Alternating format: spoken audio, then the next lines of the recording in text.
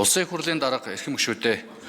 Монгол Улсын засгийн газраас 2026 оны 5 дугаар сарын 7-ны өдөр Улсын их хуралд өргөн мэдүүлсэн аж ахуй нэгжийн орлого албан тушаалын тухай хууль нэмэлт өөрчлөлт оруулах тухай хуулийн төслийн хэлц хэсэг хэлэлцүүлгийг Улсын их хурлын шуулганы 2026 оны 5 дугаар сарын 22-ны өдрийн нэгдсэн хуралдаанаар явуулж анхны хэлэлцүүлэгт бэлтүүлэхээр төсвийн байнгын ороонд шилжүүлсэн. Төсвийн байнгын ороо 2026 оны 6 дугаар сарын 10-ны өдрийн хуралдаанаараа дээрх хуулийн төслийн анхны хэлэлцүүлгийг Монгол Улсын их хурлын шуулганы хуралдааны дэгийн тухай хуулийн 39 дугаар зүйл заасан дагуу явуулж хуулийн төслийг зүйл бүрээр хэлэлцлээ. Монгол Улсын их хурлын даргын 2026 оны 248 дугаар захимжаар Монгол Улсын их хурлд өргөн мэдүүлсэн татврын харилцааг зохицуулсан хуулийн төслүүдийн хэлэлцүүлэгт бэлтгэх үүрэг бүхий ажлын хэсгийг Улсын их хурлын гишүүн Х. Ганхуйгаар ахлуулан 15 гишүүний бүрэлдэхүүнтэйгээр байгуулсан. Хуулийн төслийн анхны хэлэлцүүлгийг явуулахад Монгол Улсын их хурлын гишүүн Б. Заяа бол 0-6 тэрбум төгрөг, 6-аас 10 тэрбум төгрөг, 10-аас дээш тэрбум төгрөгийн борлуулалтын орлоготой аж ахуй нэгжүүдийн тоо, төсөв төвлөрүүлэх орлогын дүн болон жижиг дунд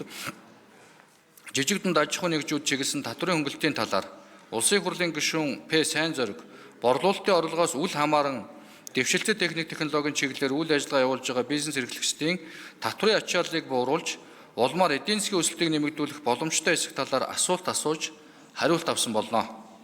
Байнгын хорооны хуралдаанаар хуулийн төслийг хэлэлцэх үед ажлын хэсгээс сервер өгөгдөл хадгалах болон боловсруулах зорилтын тоног төхөөрөмжийн график, тусгай зорилтын процессор бүхий тооцоолон бодох тоног төхөөрөмжүүд илэгдэл тооцох хугацааг 3 жил болгон өөрчлөх зэрэг зарчмын зөрүүтэй 3 санд гаргасныг хуралдаанд оролцсон гишүүдийн олонх дэмжсэн болно. Мөн хуулийн төсөлтэй холбогдуулан тухайн жилийн орлогод шатлалтаагаар алам татвар ногдуулах зэрэг зарчмын зөрүүтэй 4 санд гаргасныг хуралдаанд оролцсон гишүүдийн олонх дэмжээгүй болно. Аж ахуй нэгжийн орлогын албан тушаалын тухай хууль нэмэлт өөрчлөлт оруулах тухай хуулийн төслийн анхны хэлэлцүүлгийг явуулсан талаарх төсвийн байнгын орооны санал дүгнэлт, зарчмын зөрүүтэй саналын томьёолыг олонхын санал авсан аваагүйгээр нь бүлэглэн та бүхэнд хүргүүлсэн болно.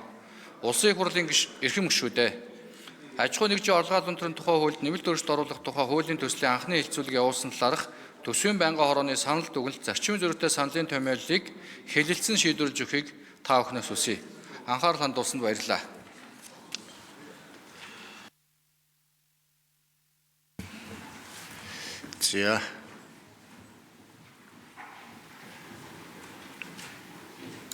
За ганц зурагшинд баярлалаа.